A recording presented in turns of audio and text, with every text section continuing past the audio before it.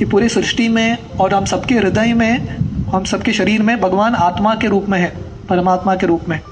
और क्योंकि भगवान है इसलिए ये शरीर में अद्भुत कार्य कर पा रहे हैं। हृदय का धड़कन कितना धड़कता है, एवरी सेकंड ना धड़कता है।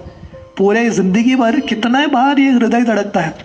हम कुछ कंट्रोल करते हैं क्या? कुछ कंट्रोल नहीं करते।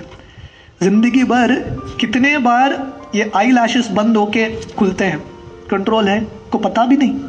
कितना सांस, लंग्स सांस लेता है, सांस छोड़ता है, पेट के कार्य चल रहे हैं, डाइजेशन हो रहा है, एक्सक्रीशन हो रहा है, बाल बढ़ रहे हैं, कितना बुद्धि चल रहा है हमारा, कितने सारे विचार आए होंगे, गिनती हो सकता है क्या?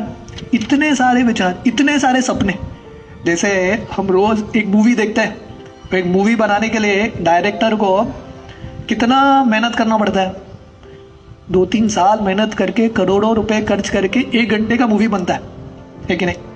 जब हम रात को सोते हैं, रात को भी हम मूवी देखते हैं, सपना देखते हैं कि नहीं? और रोज रात को एक नया मूवी, इसलिए वही मूवी नहीं आता, नया नया मूवी आता है, नया नया सपना। तो ये सब कैसे चल रहा है? तो हम शरीर को ही स्टडी करेंगे तो भगवान परमात्मा की वजह से कितना अद्भुत कार्य हो रहा है। तो ये जो शरीर है वो भी भगवान का देन है, क्योंकि ये जो पंच महाभूत है और 11 इंद्रियां हैं, सब मिला के 16 हमारे जो शरीर के बने हैं, वो सब भी भगवान ने ही हम सबको दिया है, एक्वायर्ड फ्रॉम गॉड।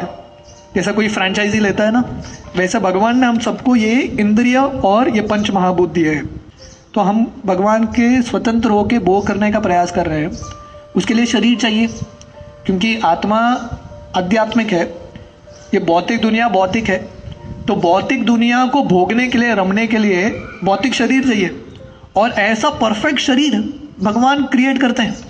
इमेजिन करो, हम भगवान को छोड़ के आए हैं, कितना अरेंजमेंट है ये शरीर में। जब कोई बीमार पड़ता है तब उसको शरीर का वैल्यू और एक एक अंग का वैल्यू समझ में आता है। जब नॉर्मल व्यक्ति रहता है उसको समझ में नहीं आता कैसे सब कुछ सिस्टमैटिकली चल रहा है। तो ये सब भगवान ने हम सब पे दया करके दिया है। तो इतना सुंदर अरेंजमेंट भगवान कर रहे हैं। जैसा अपना जो पिता है बच्चे के लिए क्या क्या अरेंजमेंट करते हैं, बच्चे को समझ में भी नहीं आता, बड़ा होने के बाद उसको समझ में आता है, अक्ल आने के बाद समझ में आता है। वैसे ही हमारे परम पिता हमारे लिए कितना सारा व्यवस्था कर रहे हैं। क्यों? ताकि हम उनका भक्ति कर सके, हम उनके प्रति जो प्रेम है वो हम विकसित कर सके।